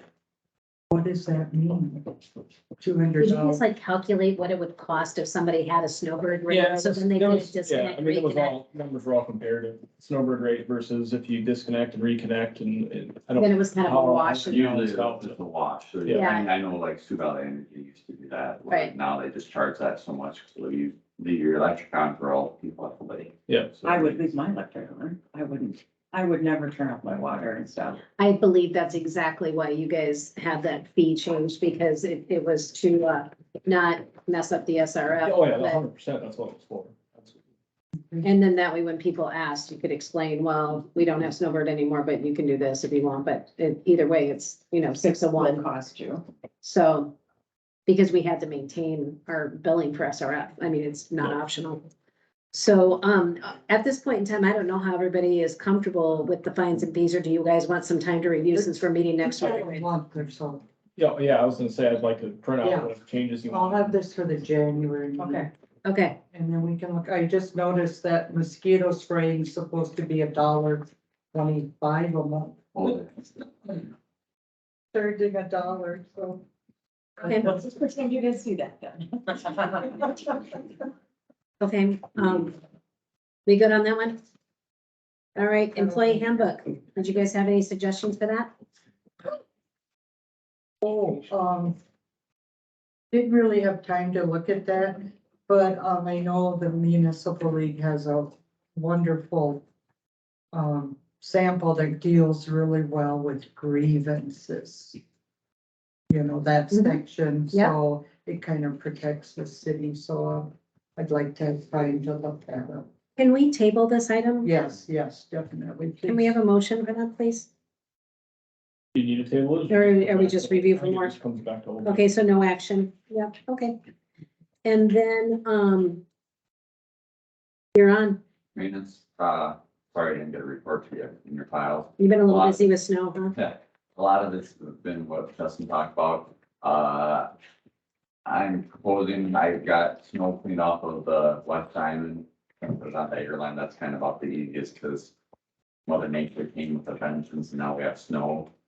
Hopefully, I'm waiting on some webbing, because we're switching the size of the ring, so to save money, we can buy hundreds of yards of webbing for like $50, where if you go through Easy Ice and buy each individual one, it's like $100 a piece. Oh, boy. Oh, geez. So we're gonna retrofit what we have here to make it work, so that's gonna hopefully plan here pretty quick to get up. This is just an FYI, that new push box, that plow that they bought, it is a fancy little toy. I'm going to be looking at running numbers on it. I think operational costs were not kind of considered. I'm waiting on edges, so one thing is they bought a plow that the edges are not stocked in Sioux Falls. They come from Canada, so this is on, So it's not big deal. I used it all, I I'm used it all actually, last year. I'm burning the frog. Cause I need it for certain spots. It's very minimal that's being done. I think they've only had it for a year, right? Didn't they buy it Yeah. last? Yep. So those edges burnt, I think within like 5, I don't know how many times it was used last year. I think it's only 2 removable snow events last year. if I remember Yeah, right. so really 3 to 4 times that it was probably really used. These edges for this cost $2,500. Are you serious? So. What was that? What was the cost? $2,500, because it's, From Canada. yeah. So I'm using the whole plow, luckily it didn't get surplus and got rid of. Thankfully. If we, in the future, what I'd look at it and seeing if we could upsize it to a 12-foot instead of a 10-foot, make it a little bit bigger. This new one goes out to 16 feet, which is great, I mean, but most of the streets, you still have to go twice, so there is wasted length on that. But to do a 12-foot push box with carbides, which I don't know when the last time of this was, if these edges weren't replaced since the last time, they're on 4 years, you know, but we haven't had a lot of snows. So usually it used to be with the normal snows, like 7 to 10 a year, usually it lasts 2 years. Well, that'd be $1,200 or $1,300 to replace the edges on that plow if it was 12-foot compared to $2,500, which then you get 2 years. And this one is going to be if it's every 4 snows, where that gets, you know. That's a no-brainer. So, and then the other thing is the push box. This thing turns into a 10-foot push box. This push box they surplus was 14 feet, had more capacity, but it also had a rubber edge. So it didn't get wore down. And I think that's what's hurting this one so much is it's a carbon edge. So when I'm pushing the downtown, which is you're putting miles of use on it for just cleaning the downtown. Well, you're burning up that edge at the same time. It's great. It didn't, like this last snow when we had a packed snow, it didn't really hurt it very much at all. But when the roads are clear and you get that first snow, it just burns those edges down. So just kind of looking, I think you can buy a 12-foot plow for 12,000 push box for probably for 6. Well, this plow when they bought it was like, I I think think it was 22. If I remember 22 for the correctly. plow, and then I think it was like 3,000 for the edges and then the setup. Yeah, I don't remember what the It actual. was like, 20 yeah, so I'm just looking at it just because operational, I just don't think it's a great thing to turn into push box so I can push off snow, but if it burns those edges that fast. It becomes not cost effective very Right. quickly. Correct, and that's the one thing, it's a very handy machine, it's just. Are the edges carbide? I think they're I'm waiting for the new ones, I think they're just carbon.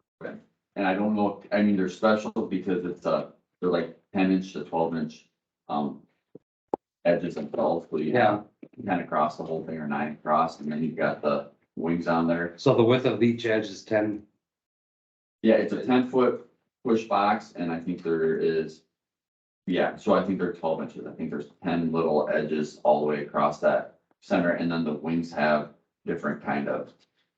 And none of the holes line up with any other. That's what I I say, haven't worked what's the hard. retrofitting process in this thing? Yeah, I know that they do sell them where they're 3-foot sections, but this is, I think, one of the gentlemen that did sell it, but he's actually one of the salesmen that from Canada was down here on Friday. And this would be the best of the best. It is the top of the line that they sell, but Travis, on the history on that, where did that, who requested that piece? Maintenance guy requested it to surplus two pieces, basically consolidate two pieces of equipment into one piece of equipment. and I know with And the, to make it a more suitable tool that can do more in less time, Yep. essentially. Wasn't you thinking also that it was going to save in man hours? Yes. Essentially, yeah. I mean, Yes. efficiency is the number one goal. with the old push box, the one thing with that one, it didn't have the, quick attachment. We always have Yeah, our exactly. loader bucket and stuff. Yeah. So then you lost that. So then there was always, if you had a There loader was a- stand. There was a You big had- liability on it, I Yeah. think, too, is what part of the reason they wanted to make Yeah. sure that was. after the meeting, can we consolidate some thinking on that? Mm, 'Cause I have a few ideas I want to throw out. Okay. So, but that's it, kind of just, that's just like I thought, FYI. that- Thanks for letting us know. So. but Those other of us who than don't push snow don't always think about the operational that, side. You only think about it when it's in your driveway. That's right. That's right. We don't think about it the way That you wonderful get thing. How many hours did you spend last week moving snow the last week and a half? That was, it wasn't too bad, I think, 65 hours. yeah, I came in 3:30 the one morning. And then we pushed till, I think, 11:30, was that the 10-inch snow? That one was. When you get a lot of snow, usually if it's like a 4-incher, it's only about 6 hours, 7 hours, but then. Every morning with that wind, it was coming and reopen the roads, so it's 5 o'clock in the morning, so it's not bad. It's just- I got a lot of good feedback on your guys'. It's just one of those things. So This thank is- you.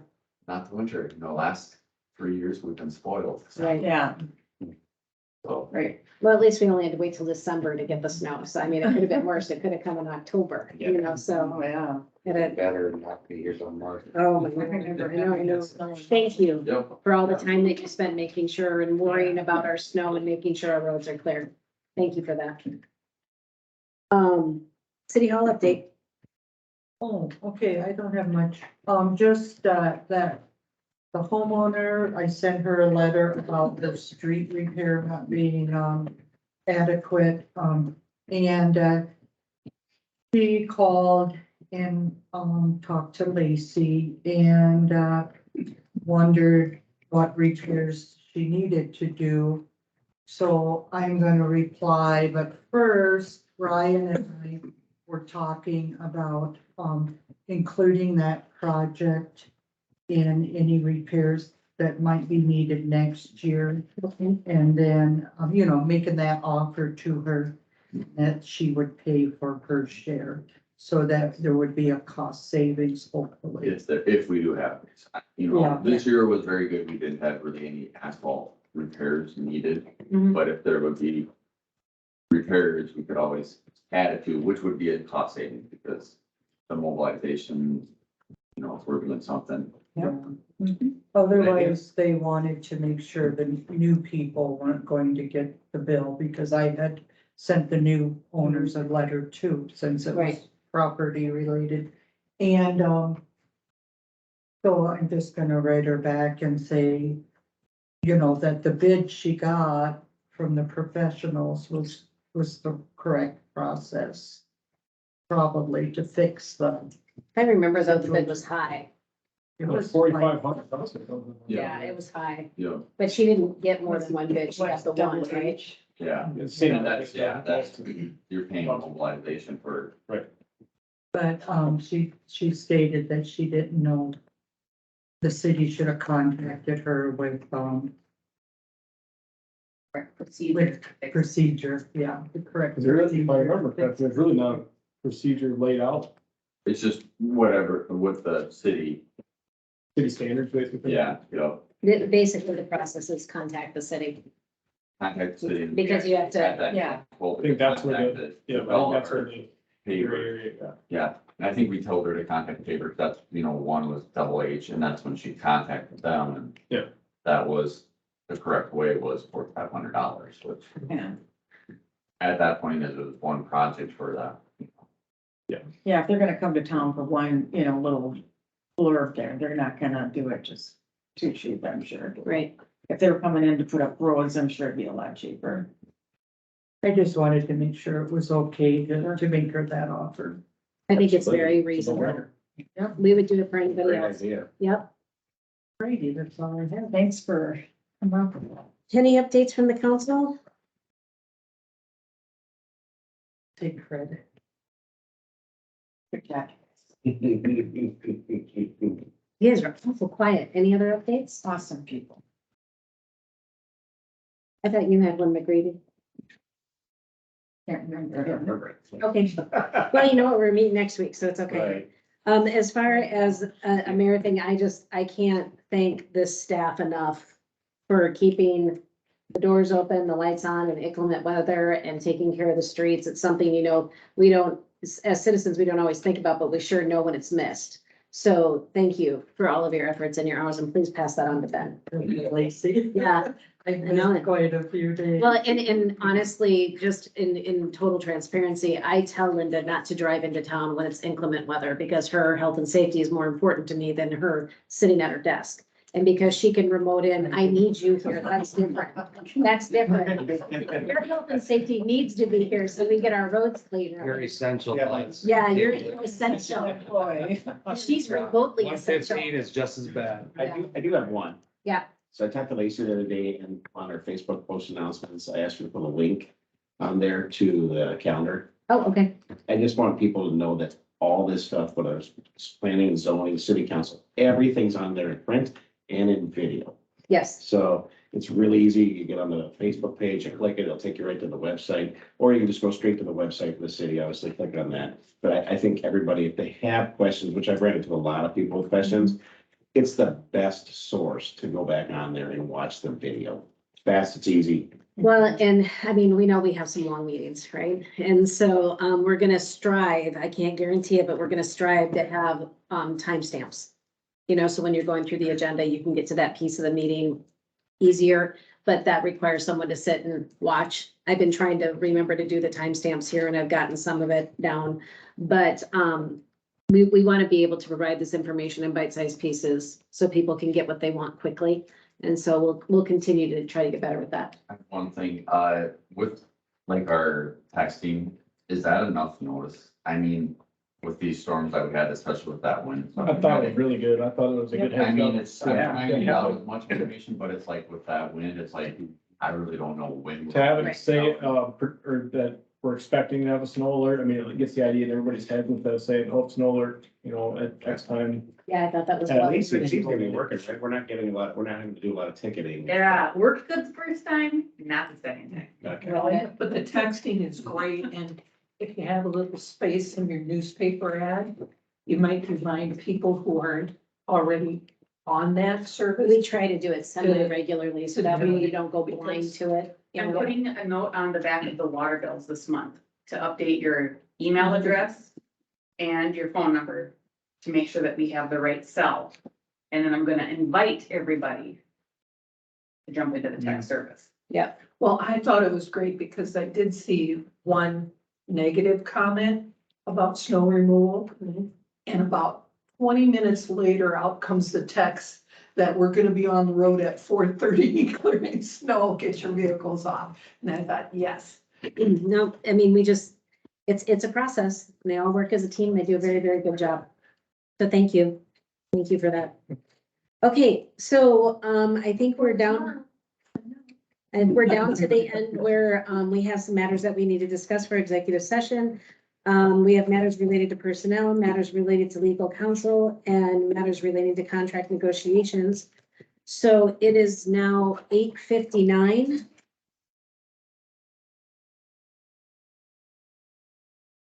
I need someone to make a motion. Make a motion to go into exec session. I have the first, I'll second. Nikki's gonna do the second. All those in favor say aye. Aye. All opposed? Okay, we're in executive session.